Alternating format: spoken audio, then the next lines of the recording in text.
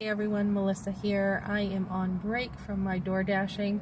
I actually had somebody with me and helped them make some money today too while I was door dashing. So I gave them like 3 of my orders just so they would have cash on them.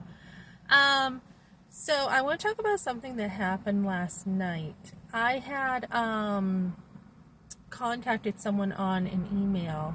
There's this place called it's this place that gives you support. I'm trying to think of the name of it. Continuing support with abortion. Okay, so abortion is not a one-time thing. It's not a done, do it, done deal. It's not. It's something that affects women all of their lives until they deal with it. And even then, even once you deal with it, you can be happy again. You can be yourself again, but you're always going to remember that trauma in your life. So I was talking to somebody over there and they were like, yeah, check out this woman. So Katie is her name, Katie Chavez, I think it is. Anyways, she's got this podcast and she was talking about her secrets, her darkest secrets, just because she wanted to be real. So go over there, check out her podcast. She talks about how she grew up in a very, very legalistic church, very conservative. She grew up in the country, she grew up under the rock, and then how she met Prince Charming, and he actually did her dirty. He was married, and he really took advantage of her. So she talks about that. She doesn't justify anything, she talks about how she knew some stuff and how she went into this and how she ended up having an abortion. And one of the things that she talked about that was really helpful to me was, first of all, God uses other people, right, to reflect truth in other people. And this is kind of why we need other people, because it helps us. So she talks about how she was brought up in a small town. Definitely could relate here. Small town. Everyone knows everybody. The gossip is huge. It is almost like a societal ill when you are in a small town.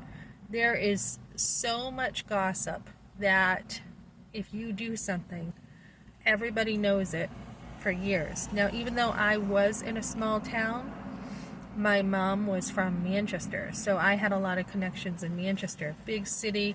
No one really knows anybody over there, right? Not unless you're on the inside.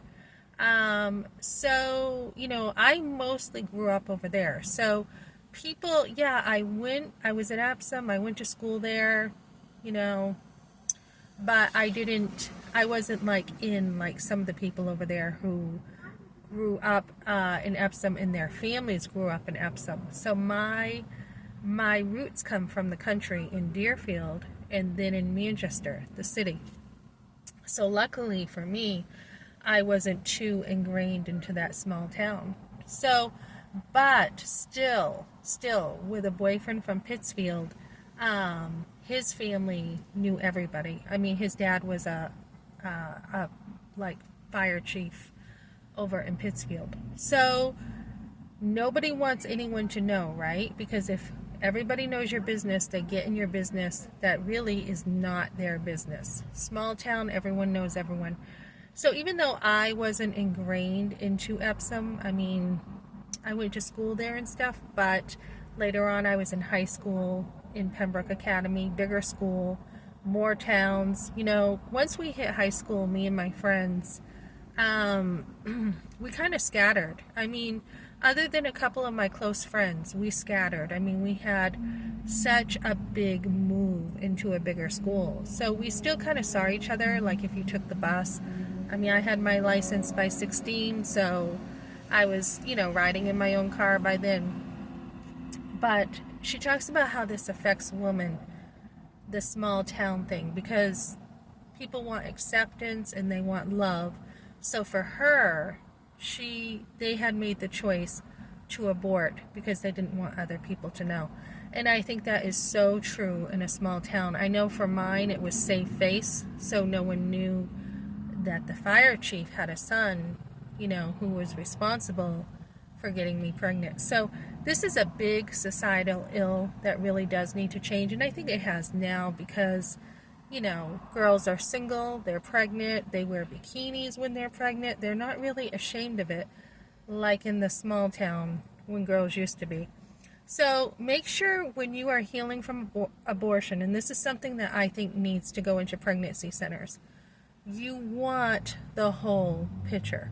You don't want, oh, I had an abortion, 7 or 8 weeks of healing. No, that's not enough. You want the whole picture. So for example, she was like, you know, one of the things for her, she was an angel growing up, she said. I can relate to that. Good girl, never got in trouble.